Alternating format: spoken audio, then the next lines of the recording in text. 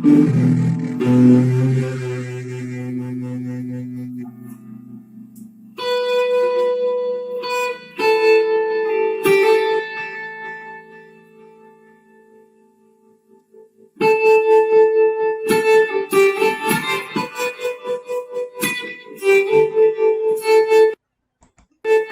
anyway, my name is Douglas Bickford. It's the 8th of March 2022 at 9 a.m. here in Klamath Falls, Oregon, which is my hometown.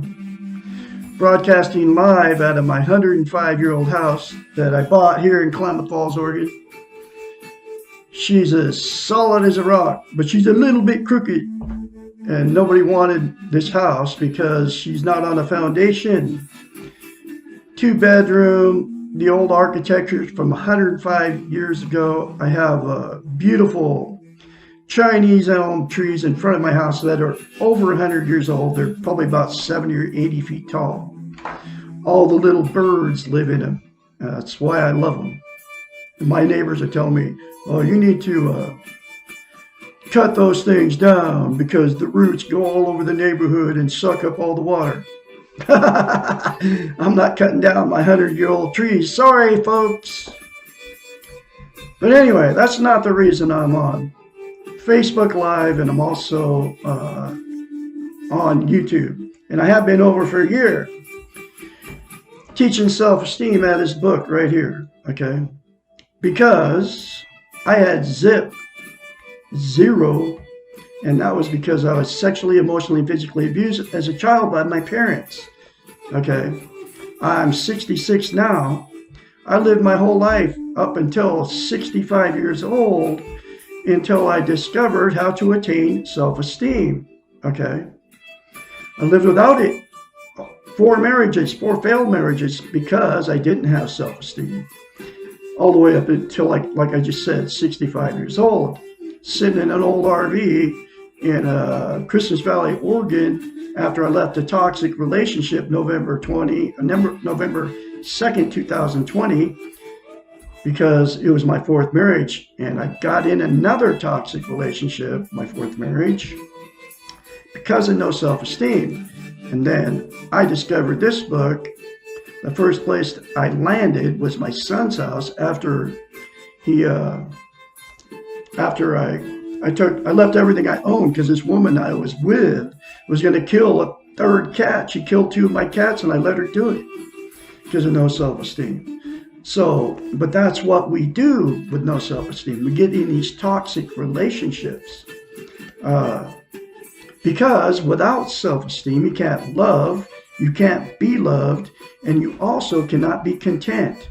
Content is you feel good about how, where, and what you are, just the way you said, okay? It's also known as internal peace, but you cannot be content without self-esteem. And there's many things that people are using. I got a cat right here.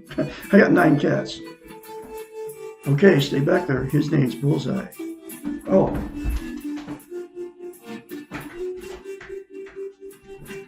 Here's Bullseye. My wife was going to kill him, okay? And he saved us, okay? Didn't you? I call God the Great Spirit. I believe that the Great Spirit woke me up on the 2nd of November, 2020, used his cat to do it because my wife threatened to kill him. She'd killed 2 of my cats and she was going to kill him for a lie that we moved her mother in, and the mother told the mother 2 months I lasted after she moved in, okay? 2 months in, she came up with a lie that this cat scratched her in the face a couple times, right? And he did. But she said, her mother said that the cat scratched her, just jumped off the floor and attacked her. He didn't do it. Okay, I've had him like, I don't know, 8, 9 years, or no, like 6 years or something like that. But anyway, he didn't do that. So my wife was literally got on the bandwagon. She was going to kill my cat, him. And so I had no choice. I had to leave this woman. But she was an alcoholic and everything else. But of course, she's never going to admit it. But anyway, that's not what this video is about. But I put, well, it is about that, because after I left, I found this book at my son's house, okay? And I left everything I owned. I was running for this little guy's life right here. Say hi, Bullseye. Hi. He's about 9 years old. Anyway, so you got to go, bud. I got to make a video. I love you. So anyway, I ended up at my son's house, and I found this book, and he's with exactly what I love, which is an alcoholic, abusive woman, okay? And I can't help my kids, okay? They're both been in toxic relationships for a long time. If I would have had self-esteem when I was raising them, I could have taught them how to love themselves. But I didn't know how to love myself up until I was 65, sitting in an RV park in Christmas Valley, Oregon, in an old RV. Nothing worked in it. It was clean. The only thing that worked was the electricity. I was glad I had it, because I took 3 cats, a few clothes, and that little guy right there, and 2 other cats. And I hit the road. I had no idea what was going on. But anyway, so that's how I ended up here on Facebook Live now and YouTube, teaching how to attain self-esteem. Because like I said, without it, you can't love, you can't be loved without it, and you cannot be content. It's the absolute only way. There's 10 things that people are trying to use to be content because they don't have self-esteem. And here they are: drugs, alcohol, sex, food, TV, gambling, religion.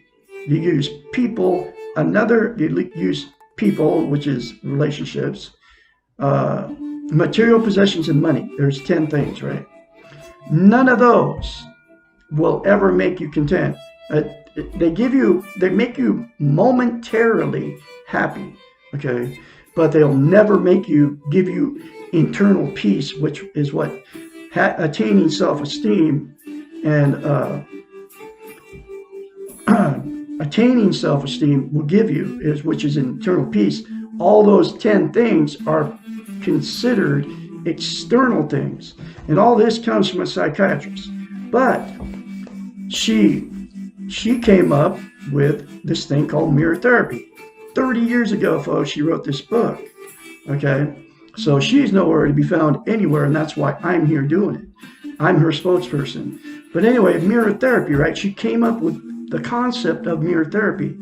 And mirror therapy is this, okay? This is just one of the concepts in this book. But if you do this, it will give you self-esteem on steroids. It's not coming from Douglas Bickford, and I know it works, okay? You look at yourself in the mirror, say, I love you. Say, I love my inner child. Say, I'm worthy to be loved and worthy to love.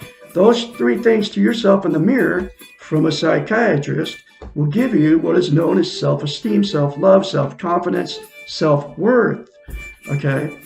And you can't just say it a few times. You have to say it. If you're going to start it, saying to yourself in the mirror daily, according to her, and it works because it works on me. I say it every day. I say it more than once, okay? The more positive you say to yourself about yourself, the more positive that will come to you. Because the paradox is, you will treat yourself, you treat others the way you treat yourself. If you have self-love, you will treat others like you love them. If you don't have self-love, which is self-esteem, I got another little cat gonna walk on my computer. Don't do it, buddy. Stay there, bud. Okay, gotta go. I love you, but you can't be coming around here. Anyway, so where was I? So you will treat others the way you treat yourself, okay? So if you have self-esteem, which is self-love, self-confidence, self-worth, right? You will treat others like you treat yourself, because if you have self-esteem, you'll treat yourself good because you love yourself. And the proof that you don't love yourself, okay, that you don't have self-esteem, and I'm not being mean by telling you this, is we're all in front of the mirror every day, right? If you criticize yourself in the mirror, okay, it means you don't have self-esteem. Do you know why? Because you think about it. if you had a brand new relationship, man, whether it's a man or woman, it's always happened with me, brand new relationship, you would never ever look dead straight in their face and say, you look terrible. You got zits. Look at you, man, your wrinkles and wah! You go off on yourself in front of the mirror. So that means you don't have self-esteem, but you would never, ever say that to a newfound love when you're in that mode, man. They can't do nothing wrong, and they feel the same way about you, and you're falling in love with them, right? You would never look dead straight in their face and tell them how bad they look, okay? How old they look. I'm 66. You know what I say to myself in the mirror every morning? I love Douglas Bickford. I love my inner child. I'm worthy to be loved and worthy to love. And now I treat other people like I treat myself. And here's what I'm telling you all out there. You are beautiful people. You're full of goodness. You are worthy to be loved, and you're worthy to love. All good things are coming to you. You're a good father. You're a good mother. You're a good grandmother.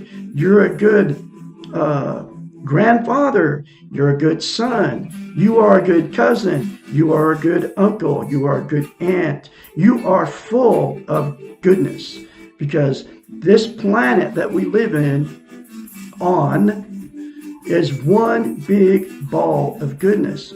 All the little animals. It's in all my cats. It's in all your animals. Okay. It's in the trees. It's goodness. Okay. And we're being taught and trained that no, this planet is the devil's domain. I'm talking about from all the religions, okay? No, it's not. It's God's domain. It's full of goodness, okay?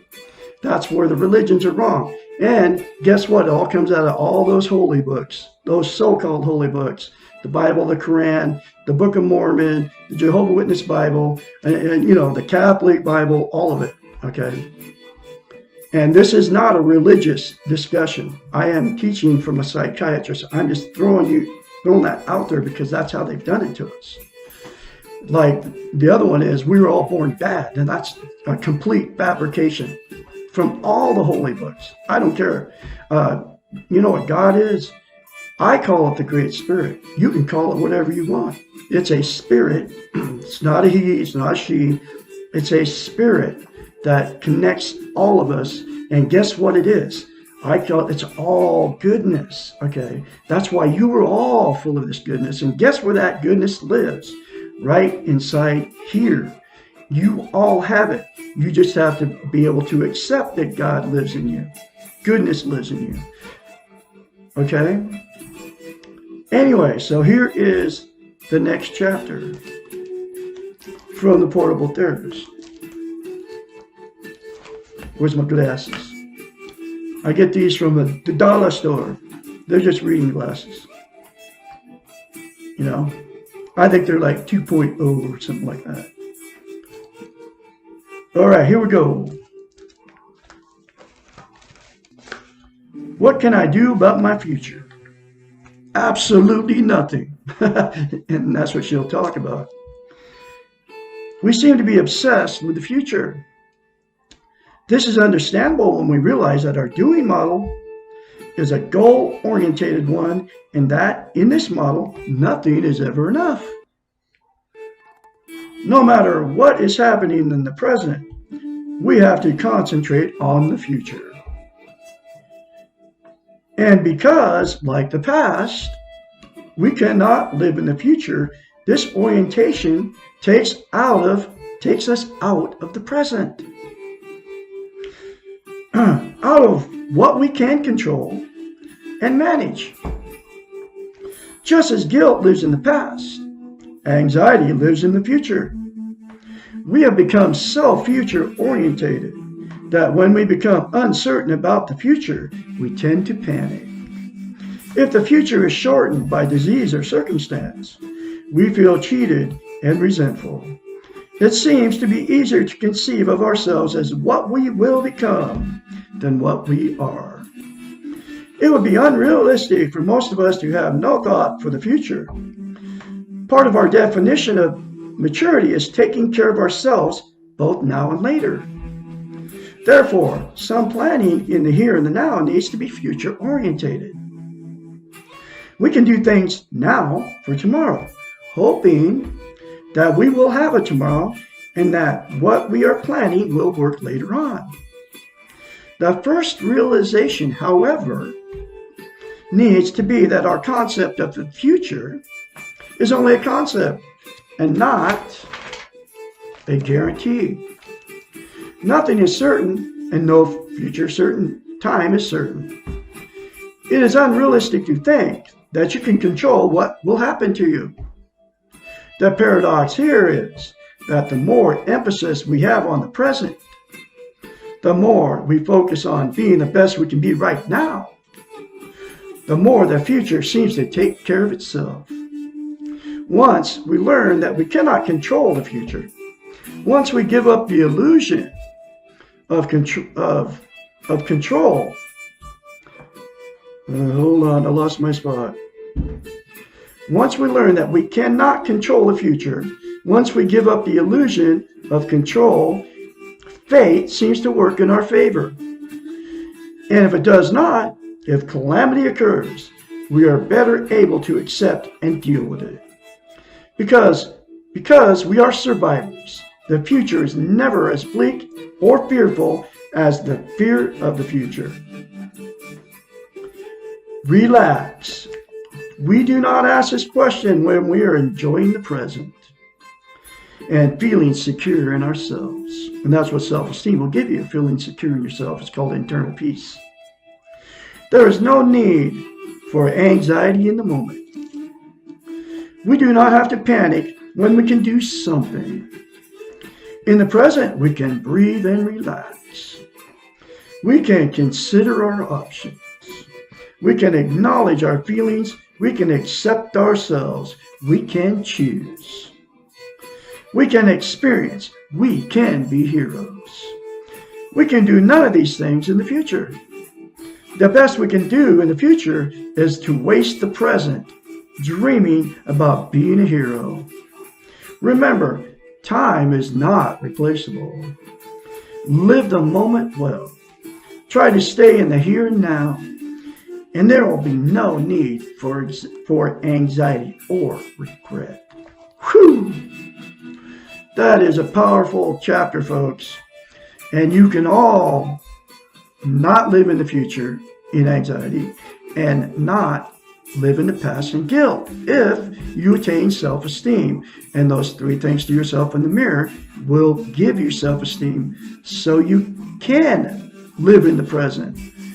And you know what I'm talking about, man. They got anxiety medication from the big pharmaceutical companies that's poison because people are living in the future, thinking about something bad that's going to happen to them that hasn't happened yet. Nobody knows what's coming in the future. And they have depression medication because people are living in the past in guilt. And that's an unnecessary medication too, okay? If you live in the moment, the right now is all we got, folks. I kid you not. So that's another very important chapter for you folks out there. I'm going to have another chapter for you tomorrow, which is chapter 11, Why We Don't Need Guilt and Anxiety. Please stay tuned for watching. I'm on Facebook Live about this time every day. Sometimes I'm earlier. I was late today because I got up out of bed later. But please share these very important videos. Share them with your friends, family, because until you attain self-esteem, you're like you don't have internal peace. And once you attain self-esteem, you won't have to use the 10 things to try to be content anymore, because you will have internal peace, and that's all. And you will be happy all the time. But you'll have this feeling, just like I have it now, because I have self-esteem, because of mirror therapy. Anyway, I can be your mentor when you start going through this change. 458-232-5238 is my phone number. Call me anytime, day or night. You all have a great day, and I'll talk to you tomorrow.